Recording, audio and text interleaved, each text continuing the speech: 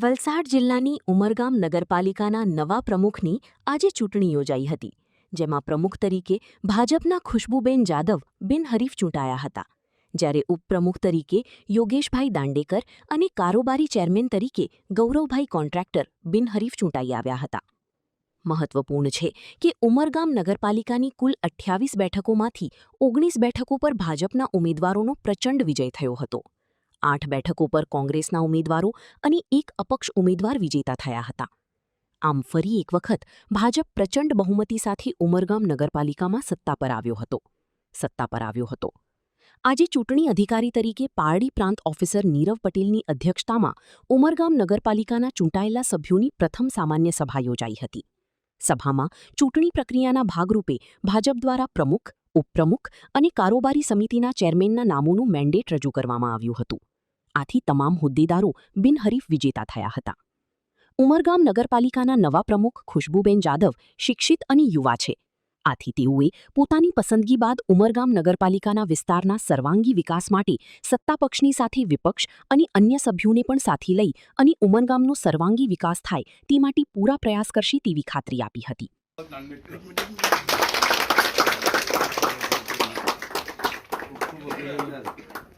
કારોબારી ચેરમેન તરીકે ગૌરંગભાઈ ચંપકલાલ કોન્ટ્રાક્ટર,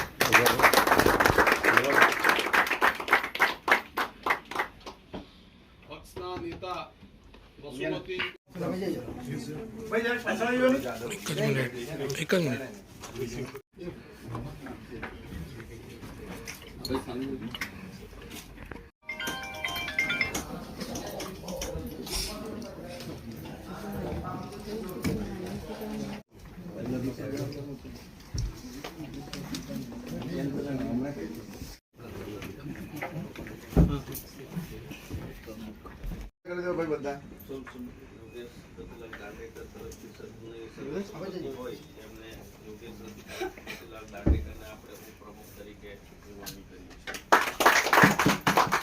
મારી જીત એક મહિલા તરીકેની છે, જે આપણા માનનીય શ્રી વડાપ્રધાન એ સ્ટાર્ટિંગમાં જ કીધું હતું કે એક આપણે 33% મહિલાઓને લોકસભામાં ચાન્સ આપવાનો છે, જેની શરૂઆત તમે જોઈ શકો છો કે અહીંયાથી જ થઈ ચૂકી છે.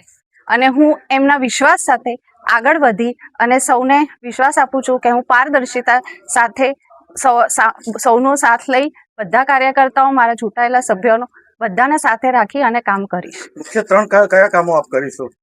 અત્યારે તો જો જે મેઇન નાગરિકો આપણા અહીંયા ઉમરગામના છે, જેમની મેઇન પાણીની સમસ્યા છે કે પછી સફાઈની સમસ્યા છે, અને જે પણ કંઈ એમની સમસ્યાઓ છે એને પહેલાં આપણે સારી રીતે રજૂઆત કરી અને જલ્દીથી જલ્દી સારી રીતે પાર કરી શકીએ બધાની સાથે મળીને.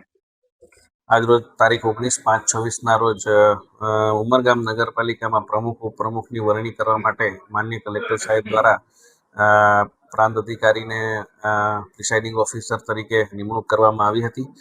એ માટે આજે પ્રથમ સભા મળી હતી અને એની અંદર ખુશ્બુ રાજેશભાઈ જાદવ નું પ્રમુખ તરીકેનું ફોર્મ આવ્યું હતું અને એમની બહુમતી થતાં એમને પ્રમુખ તરીકે જાહેર કરવામાં આવ્યા હતા. યોગેશભાઈ રતિલાલભાઈ દાંડેકરની ઉપપ્રમુખ તરીકેનું ફોર્મ આવ્યું હતું અને એમની પણ બહુમતી થતાં એમને ઉપપ્રમુખ તરીકે આજ રોજ વરણી કરવામાં આવી છે.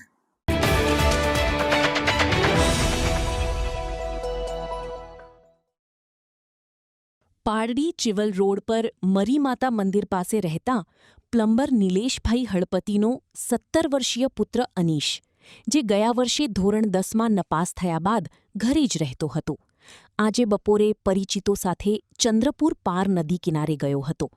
જ્યાં અન્ય લોકો નદી કિનારે હાજર હતા ત્યારે અનીશ થોડું તરતા આવડતું હોવાથી તરવાનું શીખવા માટે સામેના પથ્થર તરફ ગયો હતો. ત્યાંથી પાછા તરતા આવતી વખતે તે અચાનક નદીના પાણીમાં ડૂબી ગયો હતો. બનાવની જાણ થતાં જ પિતા અને સ્થાનિક ગ્રામજનો તાત્કાલિક નદી કિનારે દોડી આવ્યા હતા અને ચંદ્રપુર ગામના લાઈફ સેવર ટીમને જાણ કરતા તેઓ ઘટના સ્થળે પહોંચી ભારે જહેમત બાદ અનીશને પાણીમાંથી બહાર કાઢ્યો હતો. તેને બેભાન અવસ્થામાં તાત્કાલિક પારડીની ખાનગી હોસ્પિટલ અને ત્યારબાદ સરકારી દવાખાને ખસેડાયો હતો, જ્યાં ફરજ પરના તબીબોએ તેને મૃત જાહેર કર્યો હતો. આ અંગે પારડી પોલીસે અકસ્માત મોતનો ગુનો નોંધી લાશને પીએમ અર્થે ખસેડી આગળની કાયદેસરની કાર્યવાહી હાથ ધરી છે. કિશોરના અકાળે અવસાનથી હળપતિ પરિવારમાં ઘેરા શોકની કાલીમાં છવાઈ ગઈ છે.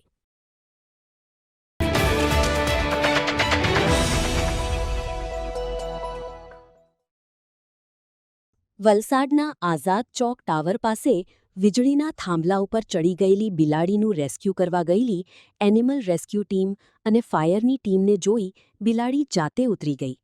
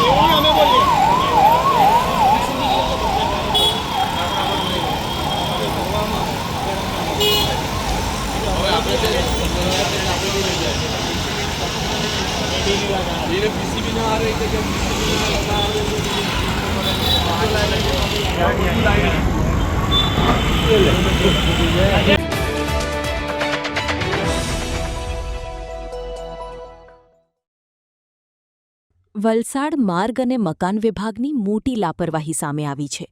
આરસીસી રોડ બનાવ્યા બાદ આજુબાજુ યોગ્ય લેવલિંગ કરવામાં આવ્યું નથી. યોગ્ય લેવલિંગ ન હોવાને કારણે રસ્તા પરથી પસાર થતી અનેક કારો ખાડામાં ફસાઈ ગઈ છે, જેના લીધે ગાડીઓને ભારે નુકસાન પહોંચ્યું છે. તંત્ર ઊંઘમાંથી જાગે અને અધૂરું છોડેલું કામ તાત્કાલિક પૂરું કરી જનતાને હાલાકીમાંથી મુક્તિ અપાવે.